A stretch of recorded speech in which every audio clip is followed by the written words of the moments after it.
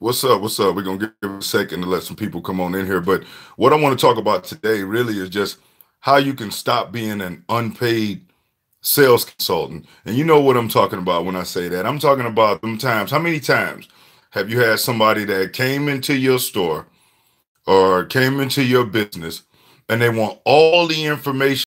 They want all the information that you have available just to go take the information that you gave them and go shop you someplace else. What's up? I see we got a few people in the building. But what I'm talking about today is how to stop being an unpaid sales consultant. And what I mean by that is those people that come into your store, come into your business, and they want to ask you for every piece of data that you have, but at the same time, they're not buying anything. They take it and they run with it. Hold on, let me make sure I can see everybody's chats or whatnot. You know what I'm saying? If you're in there, make sure you hit that like button when you come in so we can make sure that, we elevate it. But let's talk about it for a second. How do you handle it when that customer comes in and they say to you that, hey, I want information on this. Let me adjust my camera because I'm rotating that like that view. This view is better for me. But how do you handle that? Hold on. Let me see what's going on. Bam. There we go. How do you deal with that when they come in there and they say that to you? What do you do? They want all the specs. They want all the information. They want all the printouts, and you give them everything. You're doing everything you can. Next thing you know, you call them back and you find out that they went and bought someplace else. So the key thing that you want to make sure that you do is that you want to make sure you qualify this person the right way. What's up, Jairus from Honda in Tampa? Who else we got? Cupasa from Los Lunas, New Mexico. What's going on? Appreciate you being a bit. Mungie Pope, I apologize. Or Jamarius. Which one is your name? Is it Jamarius or Mungie? I want to make sure I give you props. But if you're just coming in, hit that like button. What's up, Derek from Tillery Buick, Los Lunas? How you doing, man? Oh, okay. That's the Cupasa from Los Lunas. But let's talk about for a second. I'm willing to take some questions from you all just to find out how have you been handling it and see if there's anything that I can share with you to help you handle it better. Because it's really easy to deal with that. You know what I'm saying? When you know that a customer wants to shop you, most people go into what I call panic mode. They start saying, oh, you need to do this. You need to do that. No, you should do this right now. As opposed to pulling back and just saying, you know what? I totally get what you're saying. As a matter of fact, most smart people want to make sure that they do the due diligence before they make a decision. And as a matter of fact, before you leave, what I'll do, I'll give you the addresses of every other dealership that that offer that's within our brand, that's like our brand in the area. And let me explain to you what you're going to have to do. So when you leave here, you're going to drive 30 miles. You're going to go over to such and such a store. You're going to get with a sales rep. You're going to spend 2, maybe 3 hours with them. They got to take you through the process, take you on the demo drive again, and then they're going to present you with numbers. Then you want to go over to XYZ dealership, which may be another 10 miles. You're going to sit with another sales associate. You're going to go through that process, and then they're going to give you an option. You make sure you explain that to them, however many of your competitive brand dealerships in your area. If it's 5, you tell them it's 5. If it's 10, it's 10. If it's 3, it's 3. But whatever it is, don't shy away from letting them know and explaining to them exactly what they have to do in order to find out what the best price actually is. Because most customers really don't know. They just want to come in, they want to ask you for all the information, and they want to shop you around just to find out that they may have saved $500. Okay? Which is bullshit. At the end of the day, you're there to make money. But talk about something even bigger.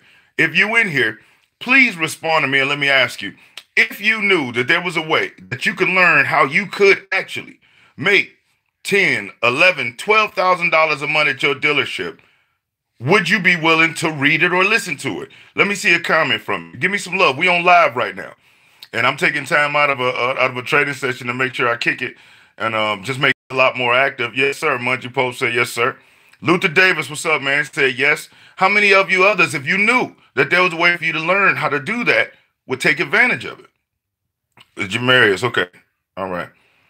What would you do? Make sure you hit that like button because I see we got a few people in here, but only a couple of likes. And the reason why the likes are important, let me explain. It's not for boosting me. It's taking other people that are going through the same exact issues that you're having, and we helping them be a part of this community. Our objective is to change the paradigm of the customers. When people go by, it doesn't have to be painful. Matter of fact, it should be painless. But unless we share quality information, unless we do our due diligence, unless we do everything we can to help other people get better, it makes it harder for you. Imagine if you do a bang up job at your store, but they go someplace else and they have a sucky experience, or they have a sucky experience before they get to your store because somebody else didn't know what they was doing. Guess what? That makes it harder for us. And so at the end of the day, we should be happy if other people are getting better and improving themselves. Already seeing the results of the video. Thank you. Hey, no doubt. But let me hip y'all to this though. The videos, I'm gonna give a quote that I came up with recently. Free information is good, but good information is hardly ever free. And at the end of the day, watching the YouTube videos is excellent, and I greatly appreciate it, but that's not, YouTube didn't get me to where I am. What got me to where I am is actually learning from people who was making the money, making more money than I wanted to make, was living the life that I wanted to live. And as unfortunate as it may be for some people, because I know how times are out here, but at the end of the day, I had to literally invest in my learning skills. I had to. I didn't just come up with this shit that y'all see me saying and doing. I learned through trial and error working at the stores. I learned by going to workshops. I learned by going to seminars. I learned by investing in books, investing in programs. And then what happened is after all of that information was coming in and I was putting it to use, man, things took off and I sold my way out of the dealership to get to the point to where I am now. I see we got a lot of people in the building, but let's get them likes up, man. Help me out. Hit that like button. You know what I'm saying? Hit that like button. But other than that, there are ways for you to start making. Let's just say you don't want to make 10,000. You want to make 7. There's a way to do that. Okay? And I could spend an hour on here with you talking about it, but you know what? You'll forget it.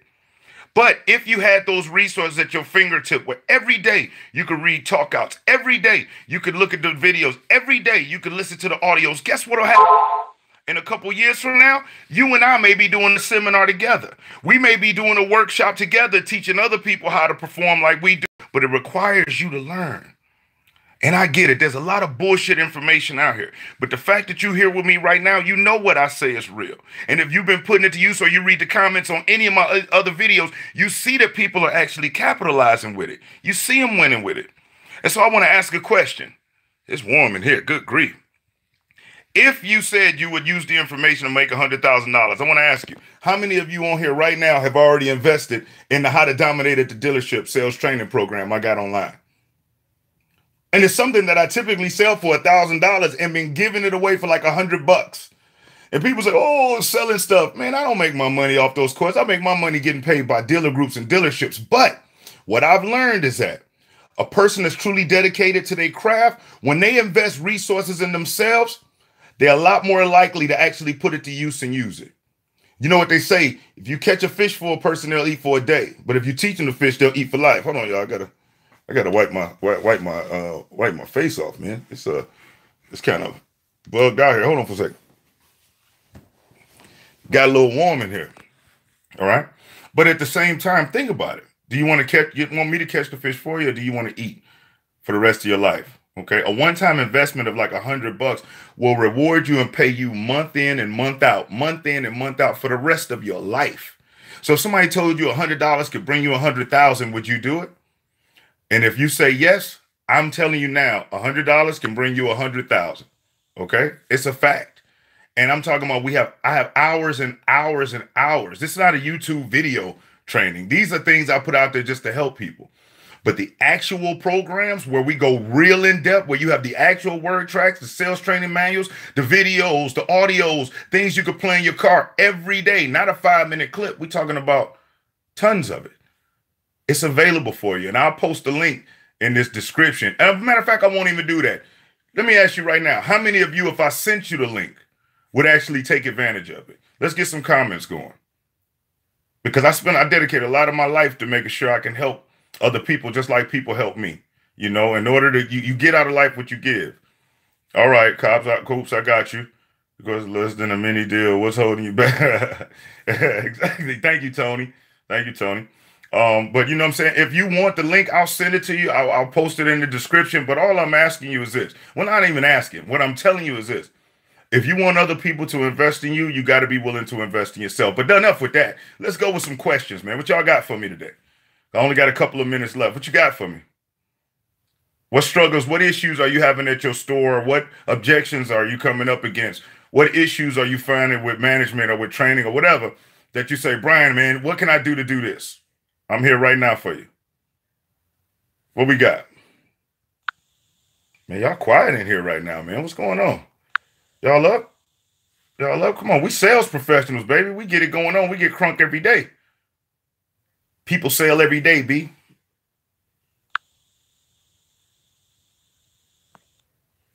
What we got? No questions? Getting a bunch of get me fines, wasting time. Any advice? Can you repost that question? I don't understand what that means. Getting a bunch of get me fines, wasting time? I don't know what that means.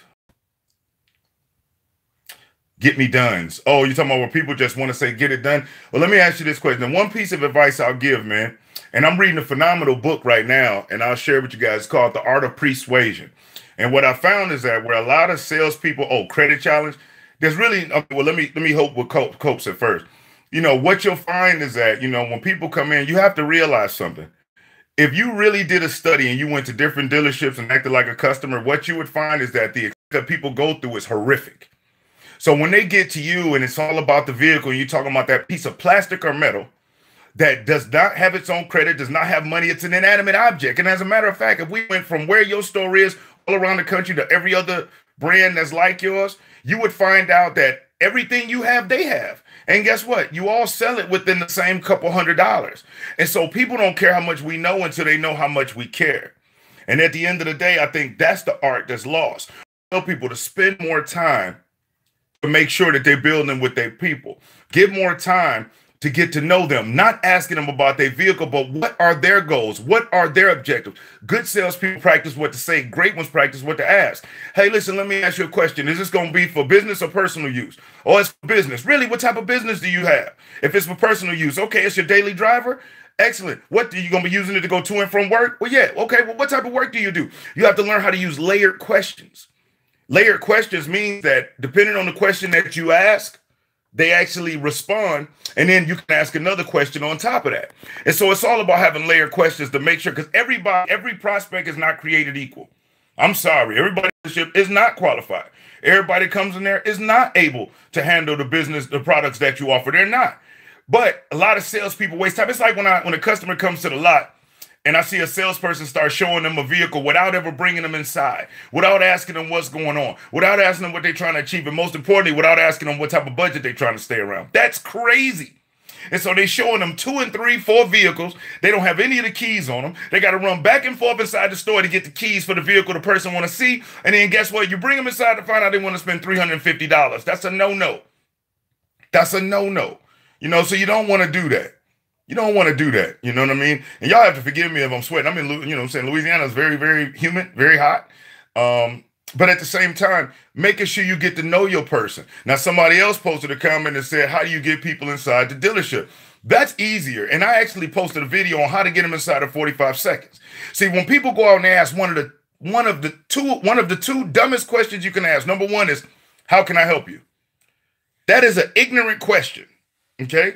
Because at the end of the day, if you ask a person, or not how can I help you, or how you doing? That's how most people start off. How you doing? For a person to actually answer you, they have to take a mental trip back through whatever happened to them that night or that day. And then you have no idea whether it's positive or negative. Hold on, y'all.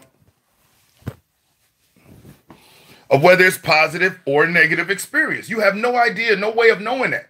So when we say, how you doing? And they say, how many times you ever asked somebody how they was doing today? And they're like, oh, I'm here. Or it's effed up, or, you know, I stepped on the dog, or I stubbed my toe, or whatever it is negative, okay? So when you ask somebody how you doing, for them to actually respond to you, they have to take a mental trip back through their night, their day, and you have no idea whether it was positive or negative. In sales, our objective is to take these people down the process pathway as positive as possible.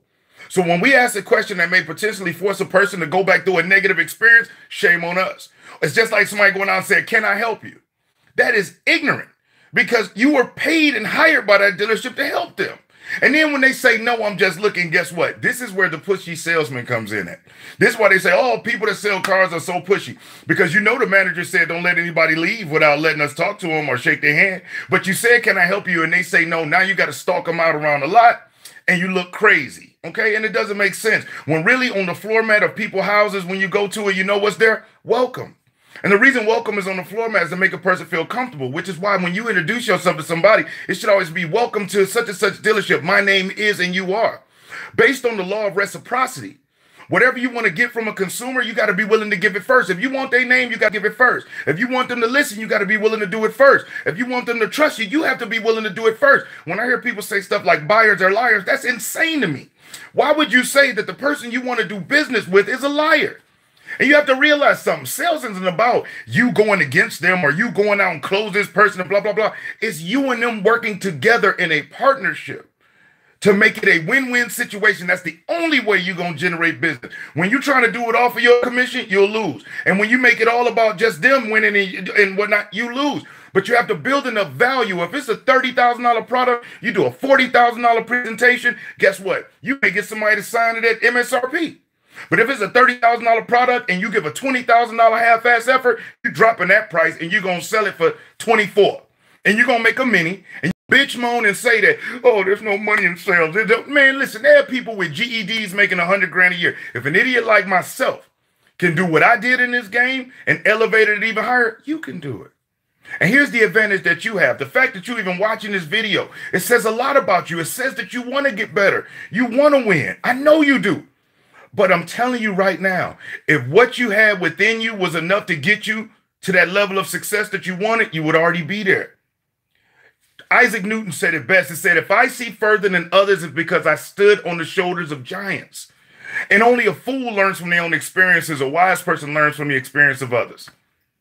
So at the end of the day, any issues that you have in the dealership, you're not the only one. You're not by yourself. There's many of us that went through it. I sucked ass my first year, bad. But once I started realizing that in order for others to invest in me, I had to be willing to invest in myself, my life changed. Because I was the king of trying to find as much free information as I could. And it's like I stated earlier, free information is good, but good information is never free. So I'm going to repeat that. Free information is good and good information is never free. If you feel like you picked up something from these YouTube videos, man, you have zero idea what's in the programs that I actually sell for $1,000 that I've been giving away for $100. Giving it away. And you know what? People won't take it. They'll say, Brian, I love your videos. I love it. Well, it's a lot of people that do buy it, but you have some say, I love your videos. They help me a lot. And if you think these YouTube videos help you, imagine what'll happen when you take it to the next level and you and I are actually working together, which is why I asked if you would like a fast track to get better. And I'm not talking about where you got to go watch YouTube videos. Matter of fact, you can put YouTube down for a while. Or you can just play this stuff in your car, in your house. You can read these word tracks. You can go over them. Think about your favorite movie. Your favorite movie. The reason why you love it is because the actors made you feel like it was real. Hold on, y'all. But at the same time, the reason why you felt like it was real is because the actors, they took the script, they memorized it to a point and internalized it. So when they presented it out, it seemed natural.